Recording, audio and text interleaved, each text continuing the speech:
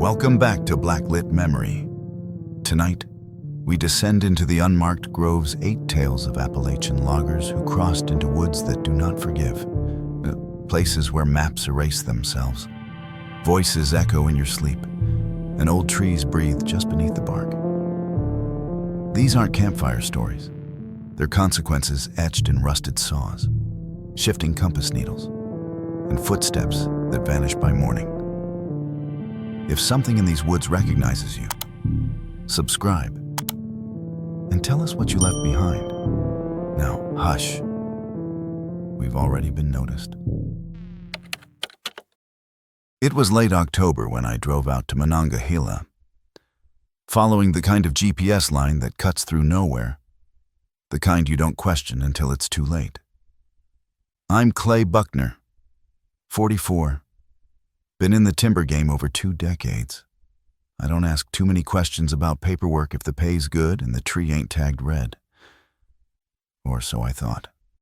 This job was supposed to be clean. Couple of black cherry trunks. Maybe a red oak if we found one solid enough. Forest Service had closed part of the trail weeks ago for study, which usually meant they'd forgotten it existed. But when I saw the little silver tag, half buried in bark, faded. Scientific, it was already too late. I cut it anyway. The trunk bled a resin so dark it looked black in the shadow. I didn't think much of it. Just another day in the woods. The first time I got lost was 15 minutes later. The trail split in 2, clear as daylight. I took the right, marked it with a red band, walked 30 yards, checked the GPS. The arrow spun once, then again, then pointed back the way I came. I turned around, followed it. 10 minutes later, I was back at the stump of that tagged tree. Maybe I missed the turn. Maybe I got turned around. I tried the left path. Same thing. No signal, no compass reading worth trusting. Every route somehow brought me back to that stump. I thought maybe the ridge was messing with the satellite. I'd heard of weak magnetic fields in these hills, but never felt it this strong. Each time I came back to the same place, something felt a little different. My bag shifted, a strap loose, nothing gone, but off. I carry a carton of old Winstons, emergency use only. Top flap always creased. I don't smoke much. But every time I checked, it was a little more open, like someone had slid it, peeked, and closed it back. Wrong angle, wrong tuck. I didn't touch it. I told myself it was squirrels. Or maybe I bumped it. But the air didn't feel like it used to. Too still. No bird calls, no rustle, just trees watching. Listening. I started remembering things I didn't want to. My brother got stuck in this same range. Back in 02. Wasn't a logger yet, just a dumb teenager with a trail map and a pocket knife. 3 days gone. Search team found him curled under a rock overhang. Dried out like jerky, no wounds. Just gone from the inside. He said the trees whispered water. Said he heard us calling from the wrong direction. Said something followed him that never made a sound. He died 6 months later. Wouldn't sleep, wouldn't eat. I tried to laugh it off, I really did. But by the 3rd loop, I left a bottle cap nailed into a tree. Cheap trick, just to make sure I wasn't going crazy. 30 minutes later, I saw the same cap, same angle, but the bottle was gone. That was when I stopped walking. I sat. I didn't say a word. The woods are dead quiet in this part of Monongahela. Even the wind avoids it. You get used to bird calls in any patch of trees, but this place didn't even hum. I pulled out the GPS again. Blank screen. I tried the compass. Needle floated, then trembled, then pointed at me. No, I flipped it, checked again. still pointed at me. The sun dipped behind the ridge fast. I had half a tarp, a folding blade, and half a pack of jerky. I set up camp under a pine knuckle, lit a small fire from dry bark. I didn't eat. Around midnight, I heard the bag rustle, just one whisper of motion. Not wind, not animal, deliberate. I didn't move, just listened. Then a snap, not far, just out of sight. I clicked on my headlamp. Nothing. But when I checked the bag, the cigarette carton was out. Lid open, a single stick missing. Someone or something had taken one. I packed it all back, hands shaking. I zipped it, double wrapped, tied it to a branch. Then I sat back down, and that was when I smelled smoke. Not mine. Old tobacco, damp. The kind Grandpa used to roll. It came from uphill. But there was no glow, no crackle, just that smell. Hanging. I wanted to run, but I didn't know which way wasn't back to the same stump. So I waited, and the forest watched. I must have dozed off sometime after the smell faded. I remember dreaming about the bottle of Winston's, how it floated just above the dirt, spinning like a compass needle. When I woke, the fire was out, and the forest looked paler, like all the green had been sucked out under the gray weight of dawn. My watch said 6:12, but the light said otherwise, either too early or too late. Everything was damp. My tarp, my boots, even the inside of my mouth. I stood slow, checked the bag. The cigarette carton was sealed now, tucked in exactly as I'd left it the day before, crease sharp. Unbent. Only now, 2 sticks were missing. That was the first time I heard the laugh. It wasn't loud. It wasn't close. Just a single breath of sound behind a line of trees, low and hollow, like someone exhaling through a split tooth. I didn't move for nearly 5 minutes. I just watched the trees, waiting for a shape that never came. Then I packed. Fast. I picked the direction opposite the scent trail from last night, marked it in my head, and moved. I walked for hours. No loops this time. At least, not at first. The terrain changed rocks slicker, moss thicker. Every tree leaned just slightly left, as if bent by a wind that hadn't blown in years. Still no signal. I tried yelling once, just once. Hey, it came back in less than a second. Same pitch, same word, not an echo in answer. After that, I didn't make a sound unless I had to. I took to muttering prayers in my head, the kind I hadn't used since my brother's funeral. Didn't matter if they worked, I just needed to hear something familiar. Even if it was only inside. Around mid-afternoon, I found the creek. It was barely a trickle. But it moved, cold, alive. I bent to drink, and when I looked up, I saw it. A figure, crouched by the other bank, still as stone, pale shirt, blackened eyes, just watching. The face looked like mine, but wrong. Cheek flatter, mouth slightly open, like it had forgotten how to close. When I blinked, it was gone. No ripple, no step, just vanished. I fell backward, landed hard on a root. My boot snagged on something metal, a tag, half buried, just like before. Same shape, same rusted number 88B7. That was the number on the first tree I cut. I hadn't moved at all. Somehow, the forest had moved around me. The scream came that night. Not human, not animal.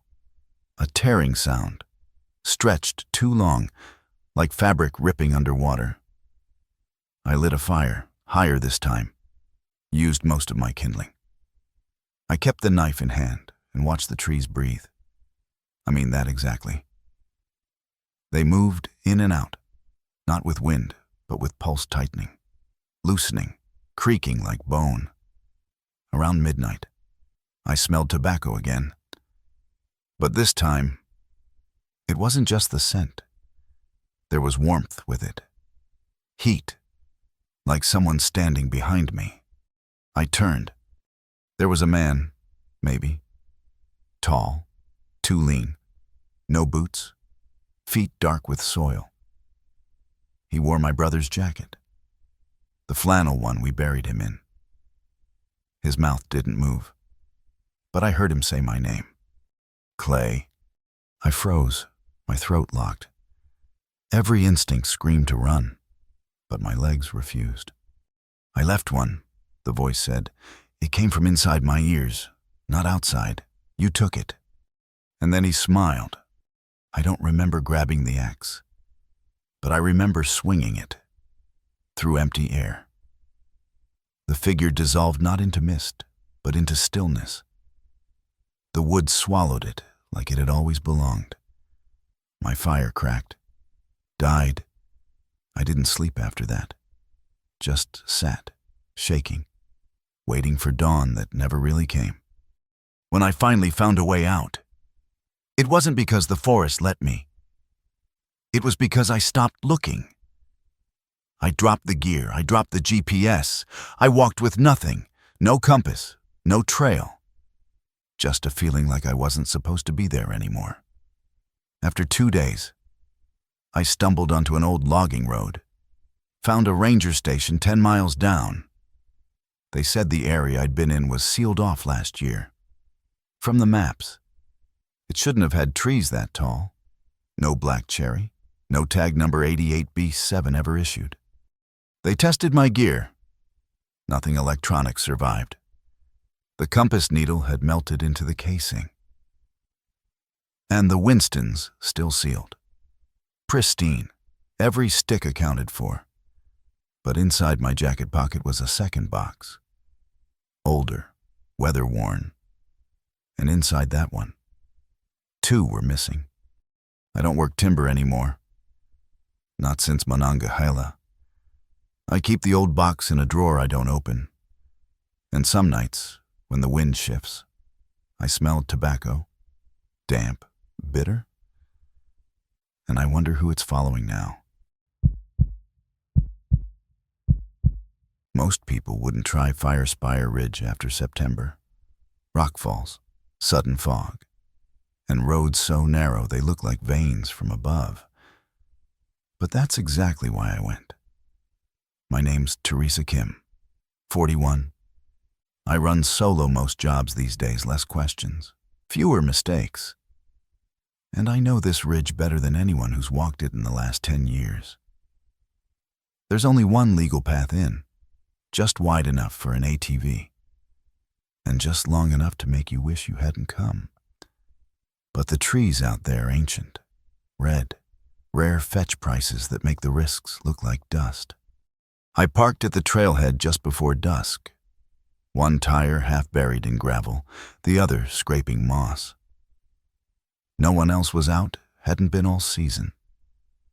I checked the gear, loaded quiet, and eased the ATV in through the pass. The gap between stone and tree narrowed so tight I scraped my side mirror off getting through. But that's normal. What wasn't normal came the next morning. When I stepped out to start scouting, there were tire tracks in the mud ahead of mine. Not mine, not old. They ran deeper, longer, and farther than I'd gone. Up through the ridge's interior, well past the point where the forest thickens like a throat closing. I checked again. Only one way in. No tracks coming out. That alone should have made me turn around. But it didn't. That day, I moved further in than I'd planned. Something about the marks it got under my skin. Who else would know how to get through? Who else was bold enough to push deeper without a guide? Around midday, I found a stump that wasn't supposed to be there. Clean cut, fresh. The rings still bled sap. Someone had beaten me to it. And not just any someone with better tools, a faster rig, and no fear of being seen. I made camp early, double-checked the maps, and tried to sleep with one ear to the forest. The first rock showed up the next morning. A single smooth stone, placed gently on my hood. No chips, no mud, just there. I didn't hear anything in the night. No boots, no engine, no footsteps. And no animal did that. Not without scratching the paint or sliding the stone off the slope. I kept it, pocketed it, drove deeper. That evening I found something worse. A canteen, not mine, not new, covered in soot, dented on one side, tucked under a pine root like it had been placed there years ago and then uncovered just for me. When I shook it, it rattled. Not with water, with bone or metal. I left it where I found it. That night, I locked everything. Zipped the tent, stowed the gear, clicked the flashlight into my hand before sleep. Around 2 a.m, I heard movement. Not close, steady, just beyond the range of light. Circling. I held still, breathing quiet. Then a second noise, a scrape of metal. I thought maybe it was the ATV, but when I checked in the morning, nothing was moved, except another stone, this one on the driver's seat, flat, warm. I kept telling myself it was another logger, some local, but no one in this part of the range would leave gear behind or play games. You work fast, you take what you can, and you never linger, that's the rule. But something out here wanted me to linger, and I was starting to think it knew my name. I left before first light. Couldn't stomach another stone. Drove faster than I should have on ground that soft, roots like knots in an old rope. But even pushing hard, something didn't line up. The trees were too close together, the path too narrow. I remember marking a dead hemlock the day before with a gash from my axe. This morning, it was gone. Not the mark, the tree, and in its place, just bare soil, like nothing ever grew there. I kept moving. No signal. No tracks other than mine, except, now and then, a shadow of another tread. Fainter, older, not ATV, too narrow, maybe bike, maybe cart. Something older than me. That didn't belong. I made it 3 miles before I saw the third stone. Dead center of the trail, sitting atop a slab of bark, balanced like an offering. That's when I started feeling it. Pressure behind the eyes, like a headache waiting in the dark. A taste, too iron and cedar, thick in the back of the throat. Every time I tried to drink water, it came back stronger. Like the forest didn't want me refreshed, didn't want me thinking straight. I stopped to check my bearings, pulled out the map, and my fingers trembled so bad I nearly dropped it. By noon, I came across a clearing I didn't recognize. Perfect circle, maybe 30 feet wide. No underbrush, just dry grass and a single pine growing dead center, split at the top like antlers. I didn't go in. Couldn't. Something about it felt wrong, too quiet, too deliberate, like it was waiting. I backed out the way I came. But the forest didn't let me leave clean. My rear wheel spun out. Mud caked the engine. I lost almost an hour getting unstuck. And the whole time, I could feel eyes. Not animals. Not human. That night, I didn't bother with a tent. I stayed in the cab. Doors locked. Keys in the ignition. I laid the first 2 stones on the dash and waited in it. Around 3 a.m., I woke to the sound of footsteps, bare, slow, wet. They circled once, then again, then stopped. Something tapped the roof. Once, then nothing. I didn't sleep after that. Morning brought frost. My breath fogged the windshield, and the third stone was on the hood, now stacked on top of the others. Balanced, still warm. I snapped, slammed the door, grabbed the stones, and flung them as far as I could into the brush. My voice cracked when I cursed. First words I'd spoken in 2 days. And that's when I heard it, my name. Not loud, not near, but deep in the ridge. Female voice, clear. Teresa. I froze, waited. It didn't come again. But the next sound was a tree creaking, one I hadn't touched, falling far too slow for something natural. I got in, drove blind. Didn't stop for gear. Didn't stop for bearings. Just one way out. Same way I came. But as I neared the rock pinch at the ridge entrance, something caught my eye. A fourth stone, balanced on the rear-view mirror inside the cab. I hadn't stopped, hadn't opened the door.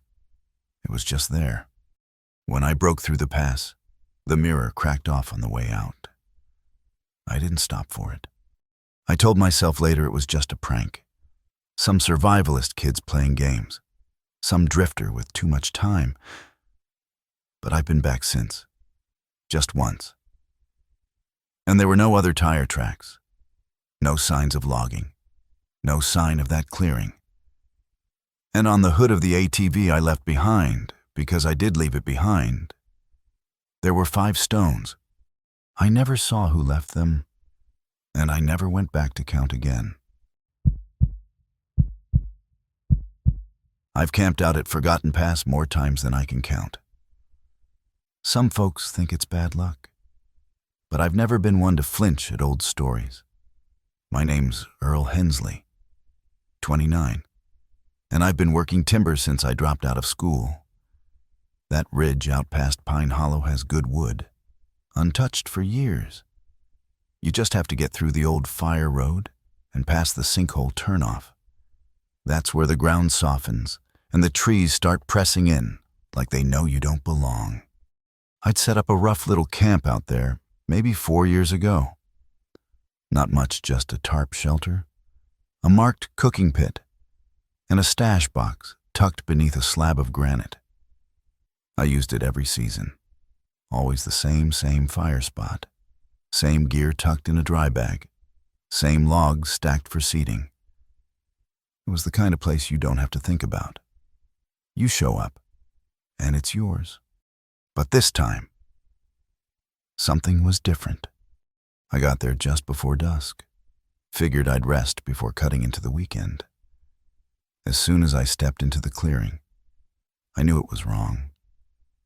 The logs were still there, but they'd been moved. Not scattered or stolen. Rearranged. Like someone had sat there, figured the layout didn't work, and redid it. The fire pit was swept clean. No soot, no ash, no sign I'd ever lit one. But the stones were still stacked the way I left them. Down to the crack in the side of the top one. My stash box had been opened. Not torn or rifled, just opened and closed again. Everything was still there. Hatchet, water tabs, old flare. Even the backup gloves with the thumb hole. But they'd been folded. Neatly. Too neatly. Like someone had gone through them with care and then made a point to put them back the way they thought I'd want. I checked for tracks. Nothing. No prints, no drag marks. Not even a scuff on the moss. Just silence. Heavier than usual. I told myself it was some other logger. Maybe a hiker passing through. Trying to be respectful. But this place isn't marked on any trail map. And the turnoff's grown over enough that you'd miss it unless you already knew. I decided to stay anyway. What else was I going to do? Drive back down in the dark, I rebuilt the fire, kept it low, ate jerky from my own bag, didn't touch the stash. Around midnight, I turned in. That's when I heard the breathing. Soft at first, just a low draw in and out, like someone sleeping nearby. I thought it was mine echoing in the tarp, until I held it, counted. It didn't match. It never sped up, never stopped, just kept rhythm, heavy and wet, like lungs that hadn't felt cold air in years. I sat up, clicked the flashlight. Nothing. No movement, no sound. But when I checked my little recorder, I keep one running to note cuts, job times, whether it had been flipped on, and it had captured something. Not words, just the breathing, deep, steady, constant. And at the end, a shuffle, like someone backing away, slow and careful, trying not to wake me. I didn't sleep the rest of that night. Just lay still, knife in hand, listening to my own heartbeat. When dawn broke, everything looked normal again, but the logs were back. Arranged exactly how I'd left them years ago. Even the dent I made in one seat when I dropped a tool still there. My stash box was shut tight. Dust undisturbed, like no one had touched it. But the recorder was still running, and it was empty. I told myself I imagined it. That maybe I'd left the recorder on by mistake and heard my own breath echoing back. That someone passed through, made themselves comfortable, then moved on. But all day I couldn't shake the feeling that whatever had been there hadn't left. The forest felt off, like the wind had weight, like the trees were leaning just slightly inward. I kept cutting wood fast, methodical, but never strayed more than 50 yards from camp. I kept glancing back, every 10 minutes, certain I'd catch a shadow or a face where there should be none. Around noon, I noticed the birds had stopped, not gradually. Just one moment there were calls in the trees, and the next, nothing. That silence pressed down on me like a second skin. Even the bugs weren't moving. I turned off the saw and just listened. I don't know what I expected, footsteps, breathing, anything. But it was pure stillness. Then, from inside the stash box, I heard the faintest click, like the snap of plastic settling under heat. I walked back slow, half convinced I'd see the lid open, but it was sealed, tight, same lock in place. Except now there was a strip of red cloth hanging from the side, caught just under the lid. I don't own anything red. Never have. Not since my uncle got gut shot in a hunting accident and bled out over my pack. I knelt and opened the box. Inside, everything was rearranged again. Not stolen, just shifted. This time, the gloves were gone. And in their place was a photograph. Faded, cracked. Looked like it had been taken in the 70s, black and white. 4 men standing in the same clearing I was in. One of them leaning on the same log I'd sat on the night before. All 4 looked directly at the camera. 3 smiling. 1 not. That one. He looked exactly like me. Same jawline, same set to the shoulders. But he had a scar over one eye. A scar I didn't have. At least, not yet. That night, I didn't build a fire. I sat in the dark with the photo folded in my coat pocket, watching the trees. At some point, I don't know when I dozed. And when I woke up, it was morning. The logs were gone. Not moved, gone. No moss, no indentations. No sign they'd ever been there. I walked out that day. Left everything but the photo. Didn't even take the saw. I didn't speak a word on the hike back. And even when I reached my truck, I didn't feel safe. The photo stayed in my glove box for months before I burned it. But even now, sometimes, I find my old gear rearranged. I live alone. No one has keys. And sometimes, when I record voice memos, I find tracks in the audio, breathing that isn't mine, shuffling just before I hit stop, like something wants me to come back to that camp and finish what I started. But I won't. Not again. The wind shouldn't have been blowing that way. I knew that much. Cold air always cuts through the West Valley near Big Stone Gap, slides down off the ridge and curls like a snake around the pines. But that night, it came from the opposite side uphill, from the dark. My name's Sarah Lorne, 28. I work salvage logging, mostly post-fire cleanup and illegal clearing jobs. I was scouting solo in a pocket of forest not marked on any active plot. The kind of place with too many trees too close together. And no tracks but your own. It started as a good run. I parked off a service trail and made my way in with light gear recorder, compass, 3-day pack, and a weather radio set to the emergency band. Nothing unusual at first. The forest was silent, but not in that ominous way, just thick, like it hadn't been disturbed in a long time. I found 2 promising hollows with what looked like healthy ash trees and marked them for inspection. Camped in a shallow gully where the ground was soft and the air had that wet smell like moss and copper.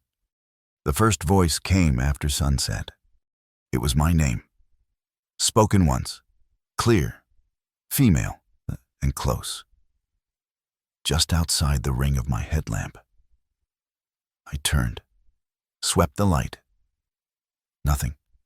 No crunch of twigs, no breathing, just that strange uphill wind. Brushing past my cheek like a hand, I called out, quiet at first, then louder. No reply. The radio crackled a moment later, but only with static. I tried to write it off. Maybe an animal call. Maybe a trick of memory. I zipped my bag, checked my gear, and went to sleep with the knife close and the radio on. The next morning, nothing seemed touched, but I knew something had been inside my bag. Nothing was missing. But everything was wrong, off by inches. My water bottle cap unthreaded a quarter turn. Compass flipped open, not scattered, not stolen, just moved. The kind of thing someone does when they want you to notice, but not panic. I didn't eat that morning. I spent the day working fast. My mind wouldn't settle. I kept thinking about my ex, the one who used to show up places he shouldn't, leave notes under my truck wiper, breathe down the line before hanging up. I changed my number, my locks, moved 3 counties over. But still, I kept thinking, what if he found me out here? What if it's not the forest? Then I heard it again. Sarah. Same voice, a little closer. No rustle, no wind. This time, the radio cut in right after. Nothing intelligible, just low tones. Looping, like someone pressing a key and letting it drone. Then silence. I climbed out of the hollow and scouted a ridge high ground. Better signal. Nothing. No bars, no towers, just trees in every direction. And the sense that some of them had shifted when I looked away. I found a scrap of red cloth caught on a thorn branch. Too clean. No fade, no weathering. Like it had been placed. It matched a jacket I wore back in college, back when I still went hiking for fun. One I'd given away years ago. I didn't touch it. That night, I stayed awake with the fire high and the radio low. Every so often, I heard a sound just past the tree line. Not footsteps, breathing, heavy. like someone trying not to cough. The fire flickered against the tarp wall, and for a second, I saw a shadow bend with it, human-shaped, just wrong in the proportions. I didn't call out. I remembered what the ranger told me once. If you hear your name in the woods, and you didn't say it first, don't answer. That ain't yours to answer back to. So I didn't. But I knew it would try again. I left camp before sunrise, hoping movement would ground me. But every step felt rehearsed, like I wasn't walking somewhere new, just repeating steps someone else had taken. I couldn't shake the feeling of being watched, not by an animal, not even by a person, but by the woods themselves. The kind of attention that doesn't blink, doesn't breathe, just waits. I followed a stream I hadn't noticed the day before. It moved slow and black between the rocks. And when I stopped to check my bearings, I realized the compass needle wasn't spinning anymore. It was pointing backward, directly toward my camp. No matter how I turned, it realigned, dead center on where I'd slept. I tried not to think, tried not to panic. I shut the compass and tossed it into the brush. Let the forest keep it. I turned uphill again, angling toward a cut in the ridge that might lead out. But the trees tightened. The trail thinned. Light dimmed even though it was nearly noon. And then I saw the stone. Flat, polished, dead center of the path. Balanced on top of a pile of twigs tied in a loop, the kind you see in old folk charms, meant to ward off or to invite. I stepped around it, didn't touch it, but as I passed, I swear I heard it say my name. Not a voice, just the pressure of sound in the bones behind my ear. I moved faster, climbed the ridge, and found nothing, no clearing, no road. No power lines, only a wall of pine so dense it looked like the forest had grown inward to hide something. I turned to retrace my steps, and the path was gone. Not overgrown, just gone. Replaced by underbrush too thick to pass, like it had never been there. That's when the air shifted, warmer, wetter. A smell rising cedar and sweat, and something rotting sweet beneath it. The radio on my hip buzzed once and cut out. The screen blinked. Then a voice. It was my own. "Sarah, I think it's close now." I dropped it. Didn't pick it up. Didn't move for almost a minute. Until I realized I'd heard that line before. Months ago. A voicemail I'd left myself by accident. Pocket dialed during a storm hike. It had been buried in my phone history. Deleted. Long gone. But I remembered the words, the panic in my own voice. I hadn't spoken them aloud since. That night, I didn't build a fire. Just curled up inside the tarp and waited. The forest didn't move. No wind. No rustle. Just the slow settling of leaves and the occasional crack of something heavy. Somewhere far off, but not far enough. Sometime after midnight, I heard my name again. From two directions at once. Same voice, same tone. One from the trees, one from inside the pack beside me. I didn't look, didn't speak, didn't breathe. When morning came, the world felt thinner, the sun too sharp, the shadows too soft. I walked in one direction until I heard cars. That's it. No trail, no signal, just noise like a life I used to have. Back at the ranger station, they told me no one had been assigned to that area for years. Said the clearing I described didn't exist, and there hadn't been a storm big enough to knock out radio in that sector all season. I didn't argue, just nodded. Took the long way home. Now and then, I still hear the voice. Usually when I'm near trees, usually when I'm alone. Not always my name. Sometimes just breathing. Sometimes a repeat of things I know I've never said. But I never answer. Because the last thing I want is for whatever's in those woods to learn what else I respond to. I'd been logging the outer edges of Bluff Bend for most of that fall, running solo to avoid split pay and city inspectors. Name's Lonnie Myrick, 53. I know these woods better than most. Which is why I wasn't worried when I took a detour past the posted signs and into the northern grove land that hadn't been touched in decades. No permits, no markers, just red maples and sourwoods twisted like old bones. I was chasing a rumor someone said they saw an old tulip poplar back there, big enough to cover a mortgage. And sure enough, I found it. Thing stood maybe 100 feet tall, trunk thick as a car, and not a single rot scar. The bark looked almost smooth, too pale. I ran my hand along it and felt something under the surface heat. Almost like the tree was running a fever. I chalked it up to the sunlight and pulled out the saw. It bit in easy, no resin, no stink.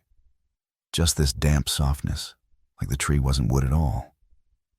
But something less finished. That's the last thing I remember clearly before the fever started. That night, I couldn't stop sweating. I'd barely made it back to the shack, one of those prefab metal sheds the company leaves behind, and already I was shaking. Couldn't eat. My hands kept twitching like they were trying to hold something that wasn't there. Every time I closed my eyes, I saw the tree again. Only wrong now, split open, hollow, and full of breath. Not wind. Breathing. Like it was alive, in the way a body is alive. Not a plant. I figured it was just exposure. Maybe black mold, or something from the bark got in my system. I've had Lyme before. This wasn't that. No bite, no rash, just heat. Cold. Then heat again. And this dull humming in my skull that came and went like a headache with rhythm. I tried to get help. Called out on the radio. But the signal was trash. No one answered. Around midnight, I heard someone walking outside the shack. Soft steps, not boots, no flashlight. Just the smell of something burning. Tobacco. Not cigarette smoke either, old tobacco. Pipe, maybe. The kind my uncle used to roll in wax paper and light with matches. I opened the door, but no one was there. Just a line of ash across the dirt like someone had walked by with a lit stick dragging low. My hands shook so bad, I dropped the radio trying to scan for weather. When I picked it up, there was a voice on the line. Not a call, just a whisper. Not yours. That's all it said. Then static. I didn't sleep. Just sat against the wall, feeling my heartbeat go strange in my chest. Too fast, then too slow. Around 3 a.m, I checked my pack for my meds. And that's when I noticed the saw blade was gone. Cleaned, wiped, and set on top of the tarp like it had never been used. The edge had warped slightly, like it had hit something hard, but I'd only cut wood. Right. Except, what if it wasn't? By sunrise, the fever hadn't broken. My clothes were soaked through, every joint aching like I'd been dragged down a gravel road. I tried to pack up, thinking I could make it to the ranger outpost an hour down the ridge. But my boots didn't feel right. The laces were knotted, not how I'd tied them, but in a pattern I didn't recognize. Double loops, twisted over like some kind of weave. It took 10 minutes just to undo them. And by the time I stood, I felt dizzy enough to fall. I leaned against the doorframe and looked back at the saw blade. Still lying there, clean, waiting. I stepped outside and nearly stumbled. The ground didn't look the same. The ash line from the night before was still there, only now it curved around the shack in a full circle. Nothing grew within it, just dry soil. Perfectly smooth, like something had scorched the memory of life out of it. I broke the line with my boot and immediately felt the temperature shift. The air got heavier, closer. I don't know how else to say it, like walking back into a room where someone had just died. Halfway down the ridge, I started seeing marks. Not human, at least. Not recent. Cuts in the bark of trees too old for anyone to remember cutting. Triangular, sunken deep, and almost healed over. They formed a pattern when I looked long enough, wide circles connected by single lines. I counted 7 before I realized they all pointed back toward the grove, back toward the tree. My nose started bleeding then, just a slow trickle down my lip. I wiped it away and kept going, too scared to stop. The second voice came around noon. I'd sat to rest on a flat rock and took out my canteen when I heard it. Same whispering tone as the radio. Closer now. You took it.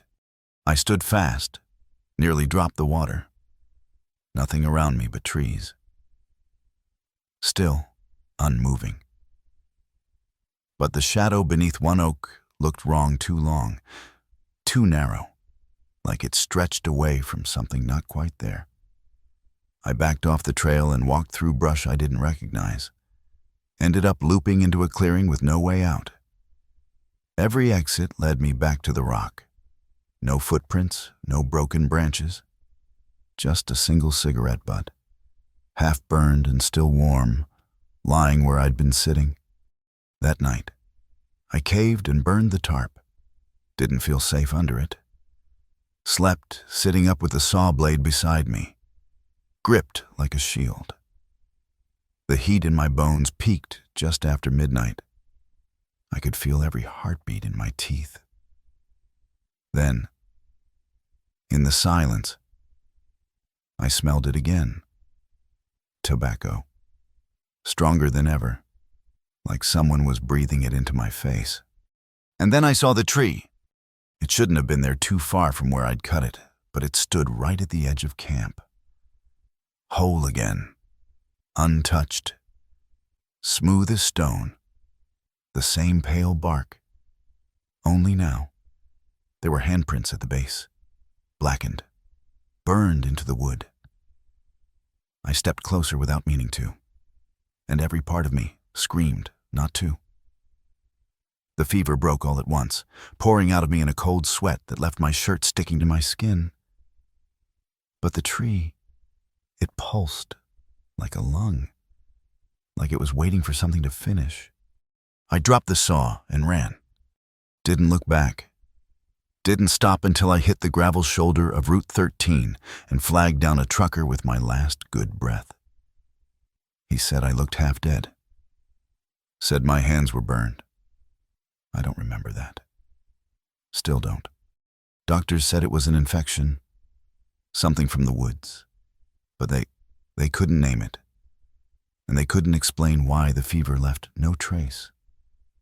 Just scars on both palms, shaped like bark. I haven't been back to Bluff Bend, but I dream about it. Sometimes I wake up smelling smoke. Sometimes my boots are laced wrong. And once, just once, I found a half-burned cigarette on my kitchen floor. I live alone. I've worked rough hills and rotten gullies my whole life. But nothing ever made me flinch like that slope near Buchanan County. Name's Devin Ray, 36. I take jobs no one else wants, steep grades. Bad dirt, narrow windows. They pay more if you don't ask questions. This one came through a friend. Said there was red oak near the ridgeline that needed clearing.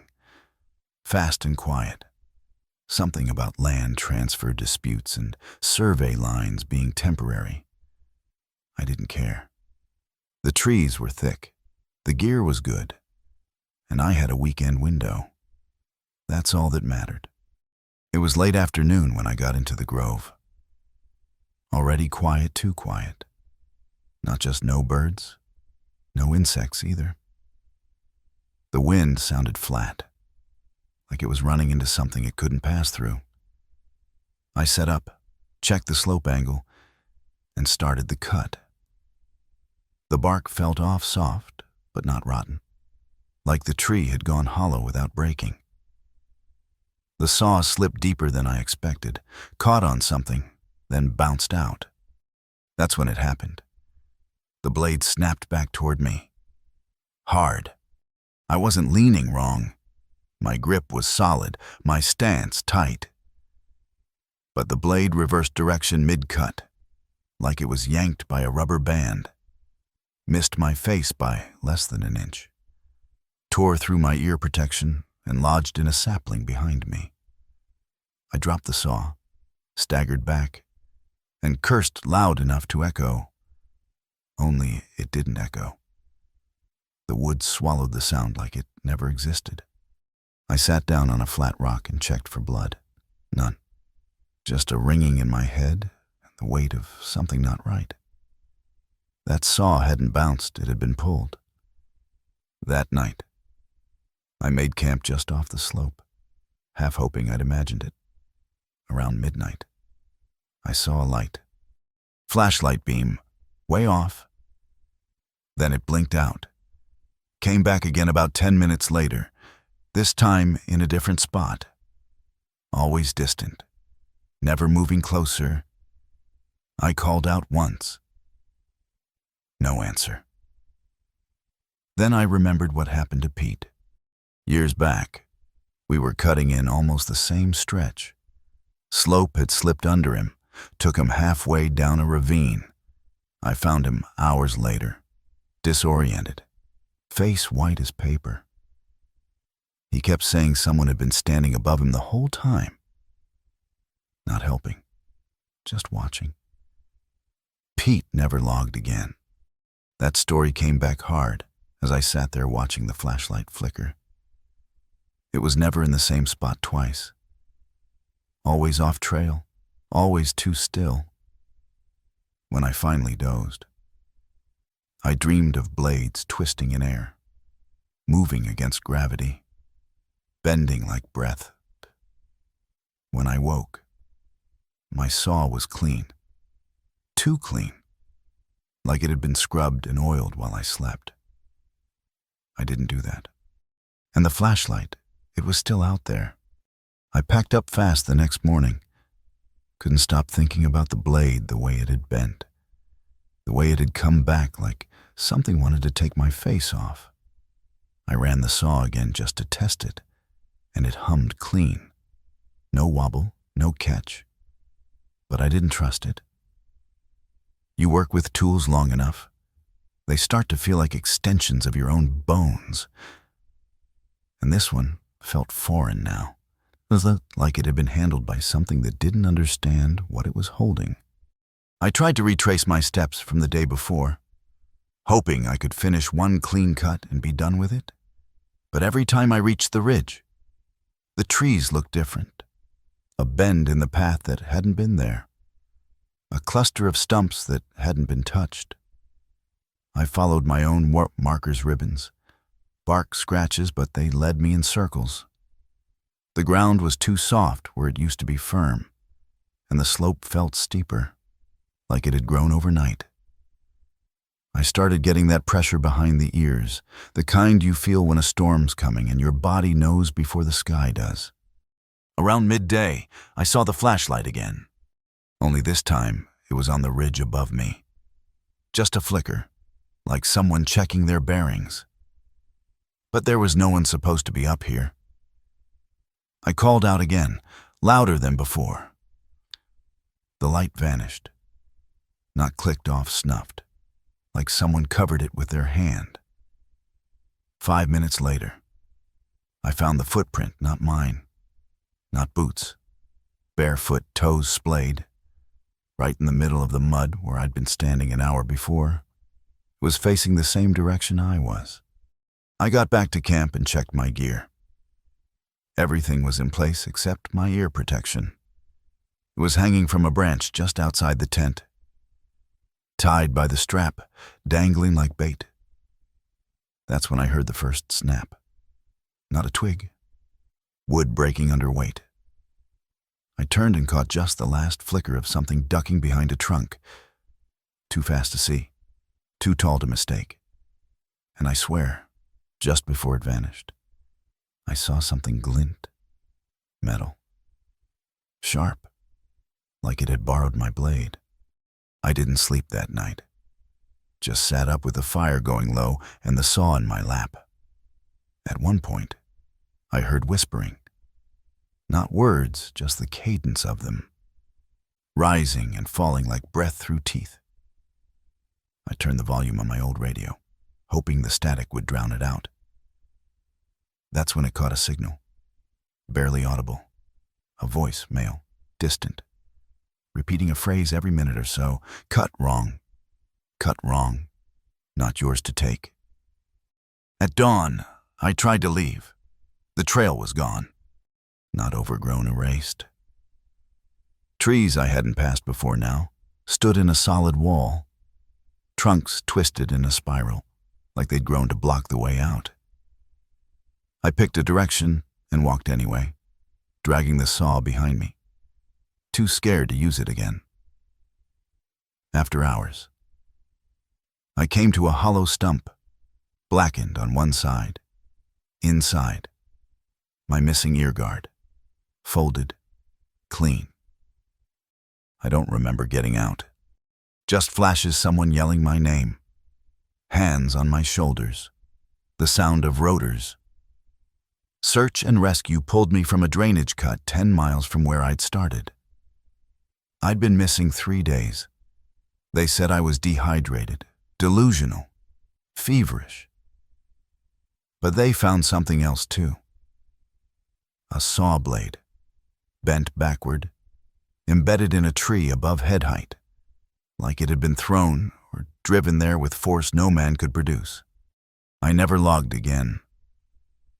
The woods don't forget the shape of your hand once you've tried to cut what wasn't meant for you. Sometimes I still hear the saw start up in the middle of the night, but when I go to check, it's always silent, like it's waiting. You don't get into this line of work unless you've got a thick skin and a short memory. My name's Reggie Dale, 37. Been pulling timber since I was old enough to swing an axe. I've seen things get shady, logs miscounted, tags swapped, even a few accidents that don't make it onto reports. But nothing ever rattled me like that patch of hill near Boone, North Carolina. There was a trail there I used once, narrow and hidden behind thorn brush, leading into a stretch of unclaimed woods where the trees grew wide and quiet. We called it the dry, vein-dead ground. No rot, no runoff, just perfect cuts waiting to be hauled. I'd used the trail twice before without issue, marked it clean, packed it down with the truck's tires, even flagged it at the base with a strip of blue cloth. But when I came back the next morning, the trail was gone, not grown over gone. Cattle grass and pine needles smoothed the ground like it had never been disturbed. No tire grooves, no heel prints, no sign of my boots scraping the bark on the way in. I stood there longer than I'd like to admit, trying to match the trees to my memory. But the forest didn't match anything. I told myself maybe I was off by 100 yards. So I walked in widening loops, checking slope and drainage, hoping to feel something familiar. That's when I found it. A scarf, folded, clean, placed on the bottom step of my truck like a handkerchief laid out with care. I hadn't brought a scarf, didn't wear one. But this one had the same checkered pattern as the one my old girlfriend used to wear. She died 5 years ago in a wreck outside Silva. I hadn't seen anything of hers since the funeral. I didn't touch it. Instead, I circled back to the cab, sat down, and started rechecking my map. But the lines looked wrong. The topography was off. The ink smudged like it had been printed too recently on too old a surface. My finger traced the route I'd taken yesterday, and my compass spun once, then pointed south toward the woods where the trail used to be. I stared at that needle for a full minute before I put everything down and tried again. Still no trail, still no sign. The rest of the day blurred. I walked, searched, even yelled a couple times just to hear my own voice. The woods didn't echo. They swallowed sound like fog, swallows, light slow, steady, final. I made camp in the bed of the truck and tried to sleep. Around midnight, I heard movement, not animal movement, steps, soft, slow. Circled once around the truck, then stopped by the tailgate. I held my breath and kept still. When I checked in the morning, the scarf was gone, and the trail was still nowhere to be found. I didn't leave right away. Pride, maybe. Stubbornness? I'd spent enough years in these hills to know that terrain shifts, especially after a heavy wind or a dry season. But something about the land felt scrubbed, as if it wasn't just overgrown or forgotten, but deliberately erased. I spent the morning walking parallel to where the trail should have run, brushing branches aside, scanning for even a hint of a track. But there were no breaks in the brush, no low points in the grass, not even a rock out of place. It was all too clean. I started noticing something else around mid-afternoon. The forest wasn't reacting to me. No birds flying off, no squirrels darting up trees, no sound except my own boots in the leaves. It was like I was walking through a photograph still, staged, unnatural. I bent to tie my laces and found something tucked into the crook of a root. A length of twine, old, frayed, with 3 wooden beads strung on it. Each bead had a mark I didn't recognize burned in with something hot, not carved. I dropped it and backed away. When I returned to the truck, the passenger side door was cracked open. I hadn't touched it since I arrived. Inside, everything looked the same, except my glove box was open. And inside, it sat a folded paper. Not mine. I unfolded it slow. It was a page torn from a field notebook, same kind I used when scouting. But the writing wasn't mine. It was blocky, stiff, like someone who'd learned to write by watching from a distance. One line, scrawled across the page. It knows which way you face. I burned it without thinking, tossed it into the fire that night without reading it again. But my hands wouldn't stop shaking. I sat up in the cab with the dome light on and the doors locked, even though I knew a lock wouldn't matter much out here. At one point, the rear-view mirror began to tilt, just a little, just enough to catch something moving behind the truck. A blur, low to the ground.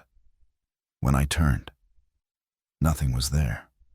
I left at dawn, didn't pack the tarp, didn't double-check the tires, just put the truck in gear and rolled down the slope with mud still caked to the wheels. But even then, the road felt unfamiliar, too smooth, too long, like it had stretched while I was gone. When I finally hit the highway, I stopped to check the bed. My pack was there. So was the scarf. Folded, still dry. I took it to a friend who works forestry with the state. She ran soil samples from the cloth hem where it had brushed the ground. Said the minerals weren't from this region. Said the spores were from species that hadn't grown in North Carolina for over 50 years.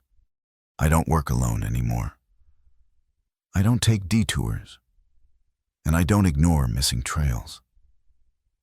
Because some places in the forest don't get lost by accident. They get hidden. And if you ever find yourself walking a path you know used to be there but now isn't, don't go looking.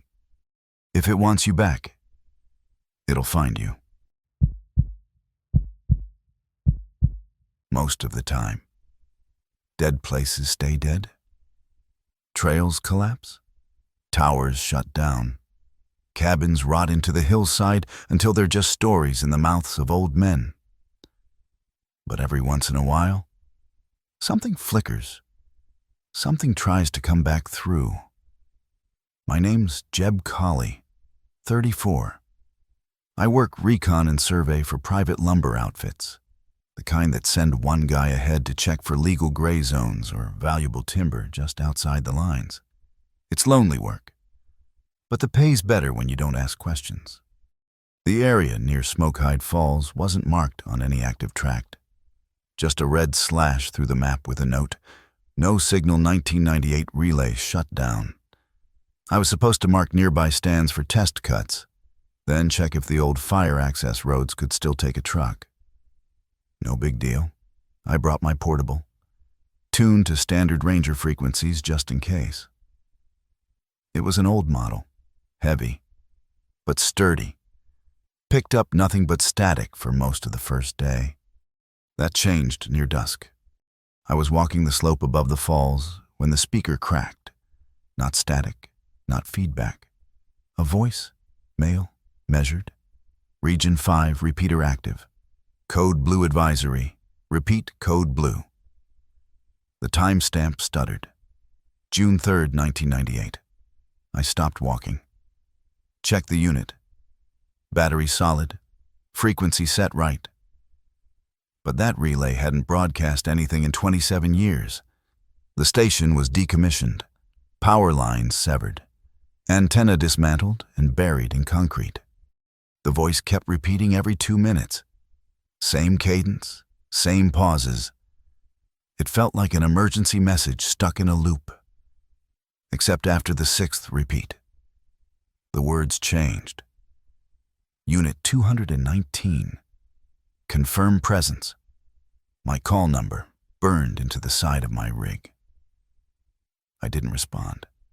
I hiked back to camp fast. Didn't bother checking the slope markings. Every time the message looped. The voice sounded slightly closer, not louder closer. Less filtered, less mechanical. By the time I reached the tent, the signal had gone quiet. Dead again, just static. That night I couldn't sleep. I kept thinking about my brother. He was a surveyor too. Went missing in the Smokehide tract back in 2006. Never found. No gear, no tracks. Only his logbook was recovered. Pages soaked from rain, but one phrase still visible. It's still talking. I don't think it knows I'm not you. I didn't tell anyone that part, not then. Next morning, I turned the radio back on. It crackled to life like it had never shut off. But now it wasn't just the same loop. It was calling my name. At first, it said my name like a check-in. Jeb Colley, Unit 219. Confirm, neutral, clipped. But the third time, it said it differently. The way someone says your name when they've known you a long time. Almost like my brother's voice, only thinner, slower. I turned the volume down and walked 10 paces from camp, heart hammering like I was about to see something I'd buried years ago. But the woods were still, too still. I shut the unit off completely, pulled the battery, and buried it in my pack. I couldn't get rid of it, not yet. Not until I understood what it wanted. I spent the day hiking east, away from the relay's old location. But even as I moved, I couldn't shake the feeling I was being followed, not by footsteps, but by attention. The birds didn't return. No rustle in the trees, no insects. Just the sound of my own boots and the occasional pop of pressure in my ears. Like altitude change. Around noon, I found an old trail marker sun-bleached, rotted, but still nailed into the tree. Hand-carved numbers 219. My call sign. I stared at it for 5 full minutes before I touched it. The wood was fresh underneath, like it had been nailed that week. That night, the radio turned itself back on. I don't know how. Battery was still in the pack. I hadn't touched it. But the voice was louder now, and the cadence was breaking. Like someone forgetting how to say the words they'd repeated too many times. It kept asking for confirmation. Then it started counting down. 12 minutes, 11, 10. Nothing after that. Just silence. I waited and waited. At some point, I must have slept. Woke up cold. Blanket twisted around my legs. Breath fogging the tent flap. Outside, everything looked normal except for one thing. A small tag, nailed to the nearest tree. Fresh metal, number 219. My handwriting underneath, not just similar mine. From an old field log, from a survey I did in 2017 hundreds of miles away. I left the camp that morning with nothing but the clothes on my back and a knife in my boot. I didn't go back for the tent, the gear, the map. I walked west until I hit a road I didn't recognize and flagged down a trucker who thought I was drunk. I told him I'd gotten lost. He didn't ask questions. When I finally got home, the radio was waiting for me, sitting on the porch like a package, wrapped in a black trash bag. No note, no label, just the same model I'd carried, with fresh batteries inside. I haven't turned it on, but some nights, when the wind dies and the house is still, I hear the soft click of a signal being caught, just at the edge of the range. And once, only once, I swear I heard my brother's voice, calling from somewhere I still don't have the map for